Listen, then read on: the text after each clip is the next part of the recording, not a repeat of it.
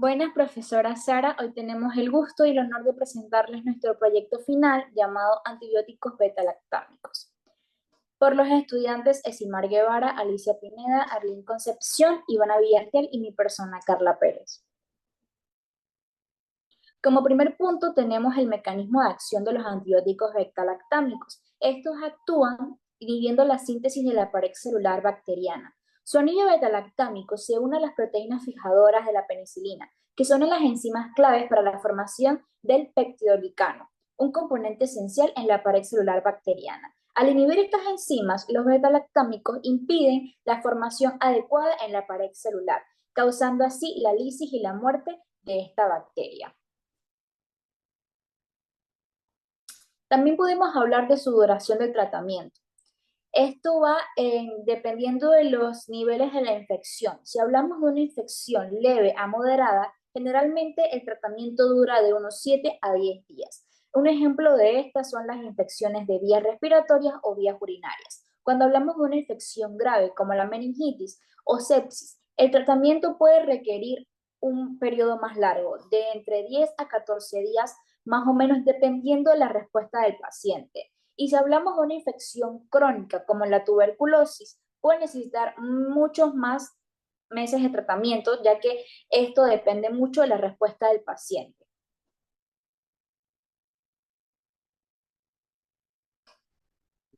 Entre las indicaciones clínicas tendríamos las penicilinas. Entre las penicilinas naturales tendríamos las infecciones por estreptococos del grupo A, faringitis estreptocócica, fiebre reumática, sífilis por treponema pallidum, infecciones por anaerobios sensibles como actinomicosis. Penicilinas resistentes a las penicilinasas. Entre las indicaciones clínicas, las infecciones por Staphylococcus aureus, sensible a meticilina, abscesos cutáneos, celulitis.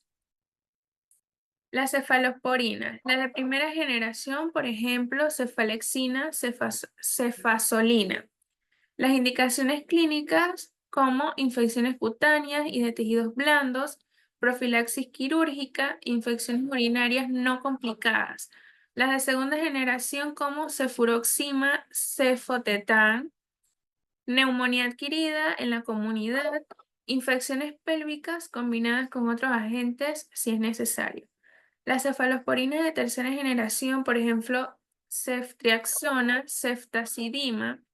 Entre sus indicaciones clínicas tenemos meningitis bacteriana, excepto por listeria, sepsis, infecciones del tracto urinario y respiratorios graves, ceftazidima, infecciones por Pseudomonas aeruginosa.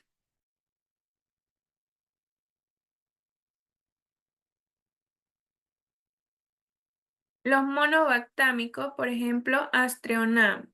Entre las indicaciones clínicas tenemos las infecciones por bacterias gram-negativas en pacientes alérgicos a otros betalactámicos, infecciones respiratorias, urinarias y sepsis por gram-negativos sensibles. Los carbapenémicos como meropenem, imipenem, cilastatina y ertrapenem. Entre sus indicaciones clínicas, en las infecciones graves multiresistentes, infecciones intraabdominales complicadas, neumonías nosocomiales, infecciones por bacterias productoras de betalactamasas de espectro extendido, ertrapenem, e infecciones intraabdominales y piel o tejidos blandos no activa contra pseudomonas.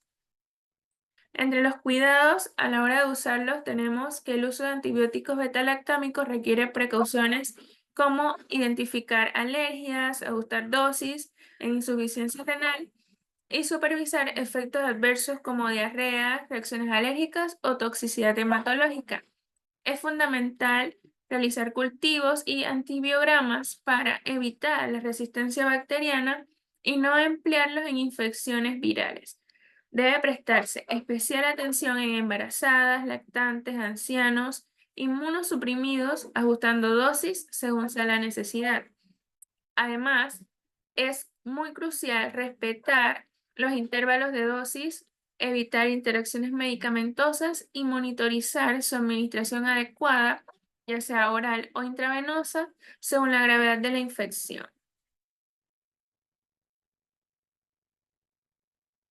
Las interacciones más comunes. Tenemos que con el probenecid inhibe la creación renal de penicilinas y cefalosporinas, prolongando su vida media. Los anticoagulantes orales, como la warfarina, pueden aumentar el riesgo de sangrado, especialmente con cefalosporinas. Quiere decir que hay una alteración de la síntesis de la vitamina K. Con los aminoglucósidos, efecto sinérgico contra ciertas bacterias gram negativas, pero riesgo de inactivación mutua si se mezclan en la misma solución. Metotrexato, disminución de su eliminación renal, lo que puede aumentar su toxicidad. Los anticonceptivos orales, disminución de la eficacia por alteraciones de la microbiota intestinal. Alo- Allopurinol, aumento del riesgo de reacciones cutáneas cuando se combina con la amoxicilina. Y por último, el ácido acetilsalicílico y los AINES pueden aumentar las concentraciones plasmáticas de beta-lactámicos al reducir su excreción renal.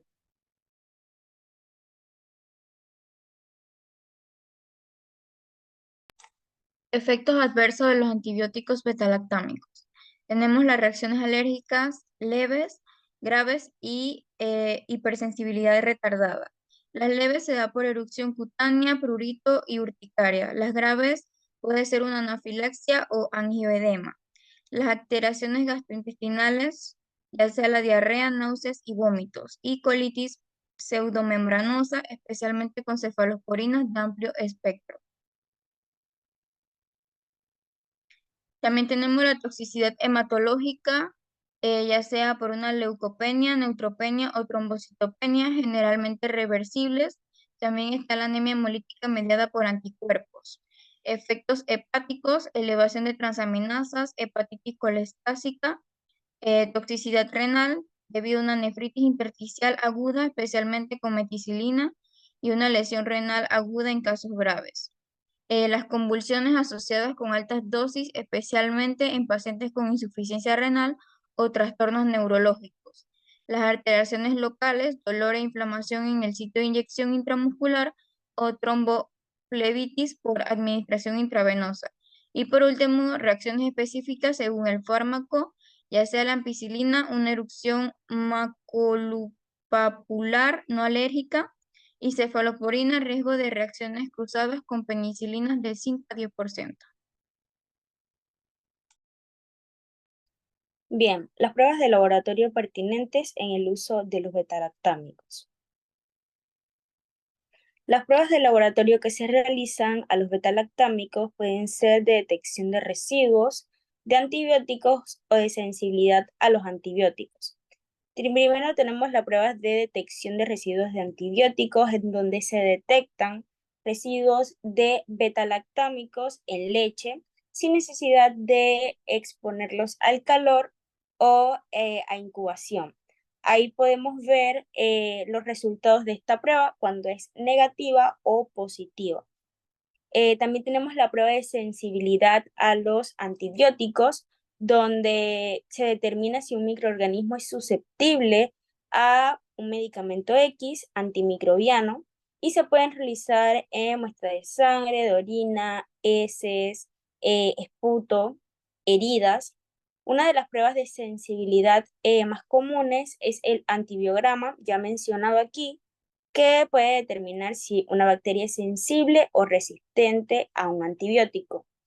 Ahí le presentamos los resultados donde si es un resultado susceptible, indica que el antibiótico detuvo el crecimiento bacteriano de este microorganismo. Un resultado intermedio es que se necesita una dosis elevada o una dosis más continua. Y pues si es un resultado resistente, es que no detuvo ningún crecimiento y pues este medicamento no sería ni efectivo ni fiable para el paciente. Muchas gracias. A continuación le dejaremos la realización de la maqueta.